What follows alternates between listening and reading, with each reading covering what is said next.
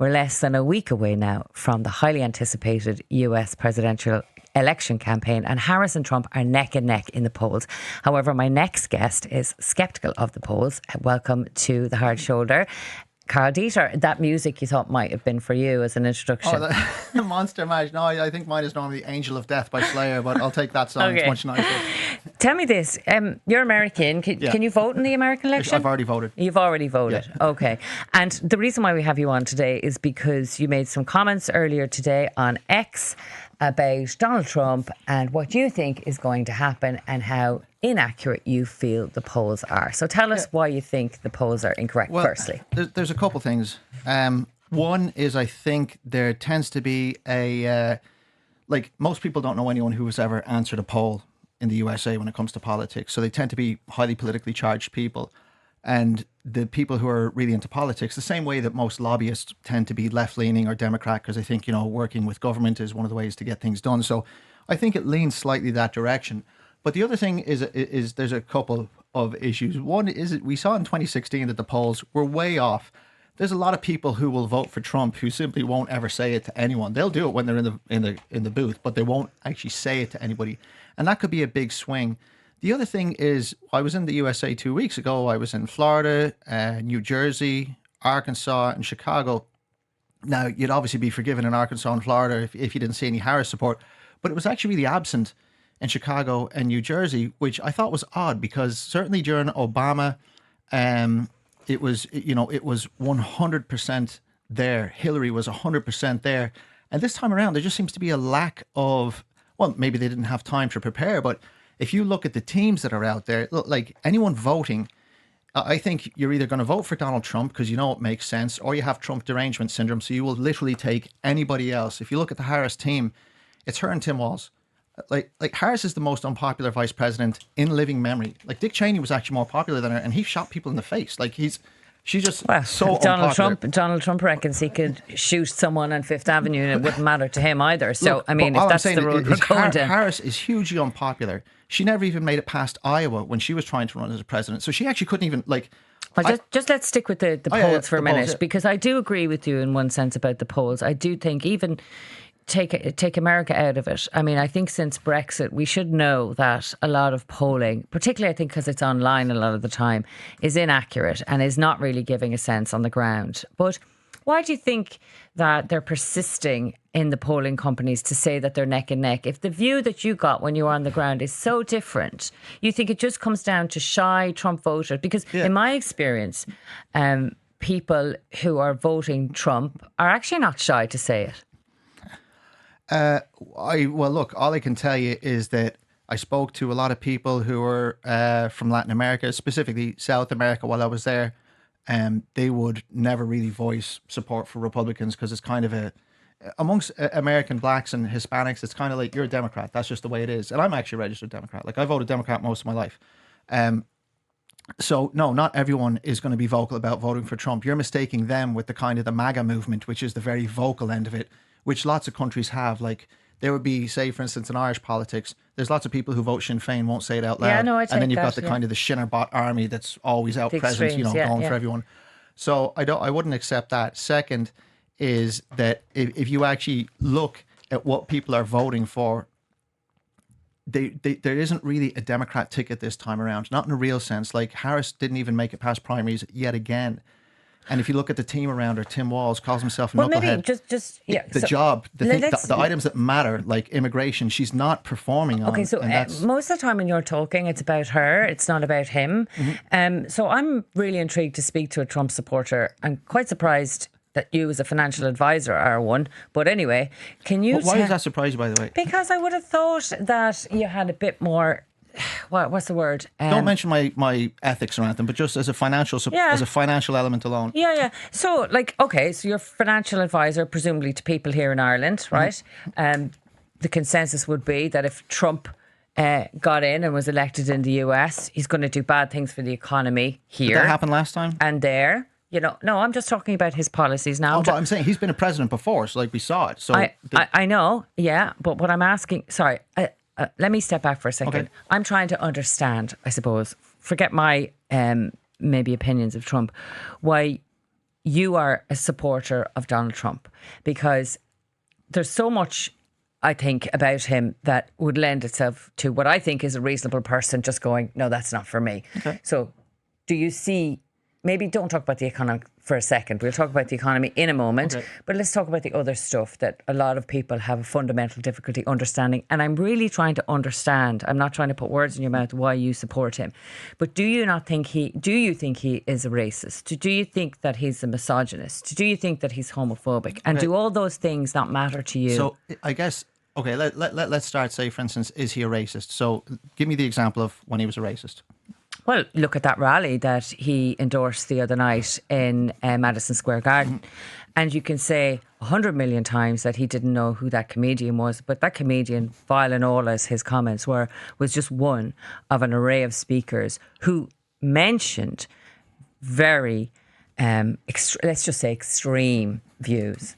Was that where he said that Puerto Rico about being a garbage island or something like that? Well, that was just a comedian. There were other contributors who talked about being actually at a Nazi type rally and being invited to a Nazi type rally. People who openly I didn't hear that. So people at it said, we are Nazis and this is a Nazi rally. He said, yeah, I'm here and I am speaking at what is the equivalent of a Nazi rally. You didn't think you'd see me here at this. Like, one of their speakers, whose name actually escapes me, did actually say that. But the general tone of it was very just divisive and rude towards certain ethnic communities. And I'm asking you, as a Trump supporter, is that okay with you? If you don't mind, you don't think he's a racist then? Well, I'll put it this way: like the whole, I guess, what you'd call like race grievance in the USA, it runs pretty hot and pretty deep, and so people get really offended. And is he a racist? Let's look at the actual results during his last presidency, because I actually think that matters. So what about what you said? You heard, you didn't mention any names, any specifics other than someone said. So let's talk about actual facts. Black Americans did better while Donald Trump was president than they had in the previous 45 years. Hispanic Americans did better under Donald Trump in what than way? They had financially. They were financially better off, and people live on their finances. And you can say, what about how they feel, whatever. Yeah, well, not how they feel, how the society has evolved under his presidency. It was a very fractured country that he left behind, including... He was fractured country, he took over. Well, he lost the next election, firstly, and then he just refused to accept that. Yeah, but look, I mean, not accepting losing an election, by the way, I'm always surprised, because people are like, he's the only one who's ever done it. That's not the way it is. There was a whole, when Donald Trump won, like, I stay in touch with my friends in Chicago, and they're sending me clips about, like, not my president, he's not the president. And then they wanted to sway the electoral college votes. Sorry, he did not just not accept the election, though, Karl. He prompted people to go and riot at the Capitol, he was actually... He also put videos up on Twitter saying, look, calm down with after it had all happened and people had died. It was on a little bit amount of time. And the dying thing, by the way, let's just put some perspective on that. At the Capitol riot, there was one shooting. It was an ex-naval officer, a lady, who was shot by a security guard. Other than that, we have footage of people walking through the building, being led by security guards. And this whole thing about loads of people died at it. Some of the security there killed themselves later. Another one had a heart attack, and they're being counted as if this was the armed insurrection of the party of guns. But the people who committed suicide... But an insurrection... Yes. And that's not real. It didn't happen. No. You see, that bit isn't real either, because I'm not saying it didn't happen. I said calling it an insurrection does a disservice to what is a normal insurrection in most countries. We won't agree on that one. What about what's happening now? What about the former chiefs of staff that he has, the former US generals who have come out and said he's dangerous, he's a fascist? That's not my words. Yeah, the Nazi thing has been a claim going back about 40 years. Every time there's a Republican in there, it's like, oh, they're Nazi. Harris called them a Nazi. Tim Walz said that they were Nazis. This has always been a thing. And there was a whole palaver about Trump having nuclear codes. We're going to have loads of wars. Let's just put it on record and really factual. He was actually the first president, again, in living memory, who didn't start any new wars. Obama won a Nobel Peace Prize and brought USA from 2 wars to 7. But he was an amazing speaker. I voted for him. So you think... And I'm like, wow, what a letdown. So what his foreign policy, you think, is... Was better than most, yeah. Better than most. And if he gets in again, you think his foreign policy will, and this was one of the things you said today, will sort out the Ukraine war in... I think Ukraine war will end quickly if Trump is elected, yeah. And how do you think he's going to do that? Because US support for Ukraine is key to keeping Ukraine in the war. I think in the past, and you can Google it, he told Putin in the past, if you invade Ukraine, I'll drop bombs on Moscow. And if you look at the timeline of when Putin had incursions into either Crimea or Ukraine, it was done under Obama, it was done under Biden. I don't think, unfortunately, although I didn't vote for Donald Trump the first time, by the way. I thought him and Hillary were both trash candidates. And what changed your mind then? Now is because his presidency was good. And I think that Joe Biden going up against him. Joe Biden actually, I thought Joe Biden would be way worse, but he actually wasn't that bad. But well, when actually, he dropped out, there's a lot of positive things on the economic side that people point to as a result of Joe Biden's presidency. Yeah, so again, some of that requires further interrogation. They'll say, "Oh yeah, Joe Biden, amazing job numbers. He came off a base after COVID, so of course your numbers are going to be great." But what I'd be saying is that, by and large, I thought Joe Biden would be more like a Jimmy Carter president, and he actually wasn't as bad as Jimmy Carter was. So my whole shtick is that it doesn't matter what I think of anyone. Your choice is Harris or Trump. And I'm going Trump all the way. And I don't think anyone who actually thinks it through from an American perspective and what's good for the USA would say otherwise. Well, just go back to the foreign policy for one second, because I want to try and understand that. So if America withdrew its support from Ukraine tomorrow morning financially, what do you think will happen? I don't think they'll do that. But what? So I think framing it around American withdrawal of financial support, I think is wrong. I think what Trump will do, and what he has done effectively in other times, is try to get people to a table to say, look, this has to be sorted out. Now, I'm not saying what I think is good, bad, or indifferent. I'm just saying what I think will happen. So this is explanation, not endorsement. I think he will get out, reach out to Vladimir Putin, say, we need to talk. Reach out to Vladimir Zelensky, say, we need to talk. He'll tell them both, this has to end. My strong inclination is that Ukraine is going to lose some sizable tracts of land. They'll be very upset about it. Russia is going to be forced into a position where they won't be able to continue the war. They'll be claiming victory.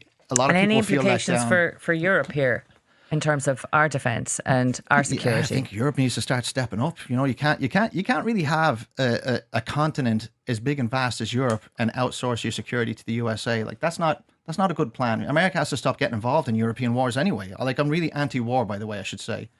And that is one thing that I always appreciated about Donald Trump. There were not new wars. And I think there's a reason for that. He also, North Korea was the number one international security concern when Trump took office. And then it ended. He met with Kim Jong. The Abraham Peace Accords. There's a host of things that were happening. Iran, death to America. Again, another proxy war. He shut them down. Bashar al-Assad, another Russian proxy, chemical bombed his own people. Obama gave a speech. Trump went in the next day and bombed his military, and it didn't happen again. So you think that strong arm power over diplomacy is going to work for America and world peace in a better way than all the diplomacy that Joe Biden, the UN, and everyone else has tried to navigate these very difficult last number of years? All I'm saying is look at the results. So on one side, you've got what you have framed as like a perfect situation. We've got the UN, we're all in agreement, let's hug a tree, and yet there's wars. Yeah. Okay. And what I'm saying is, the guy might be the biggest bellend in the world, but you're still going to vote for him. There weren't new wars. He might be the biggest bellend, but you're still going to vote for him. But if he can end them, if he can bring peace, then I see that as a good. Can I just bring you some of the comments here? Because, one of our listeners says it's good to hear a normal voting person from the US talk sensibly on radio. The news coming out is ridiculous about America and completely blown out of proportion. Someone else saying that black people did not do better under Donald Trump, that unemployment was at an all-time low under Biden and all wages were higher under Biden. Before I let you go, you did want to mention an event that you're having about the US elections in the week ahead. We're having an event called It's Not the Cuban Missile Crisis, which is on in Whelan's this coming Sunday from 6 to 8, and it's an American election special. I'll be there representing people who may want to vote for the Republicans this time around, and I think everybody else probably won't be. So if you want to come along and say all the stuff that you wanted to say to me but you can't through the radio, you can do it there. It starts at 6 p.m. It's on until 8. Entry is €12. And again, it's the Parlour Bar in Whelan's on Wexford Street at 6 p.m. on Sunday.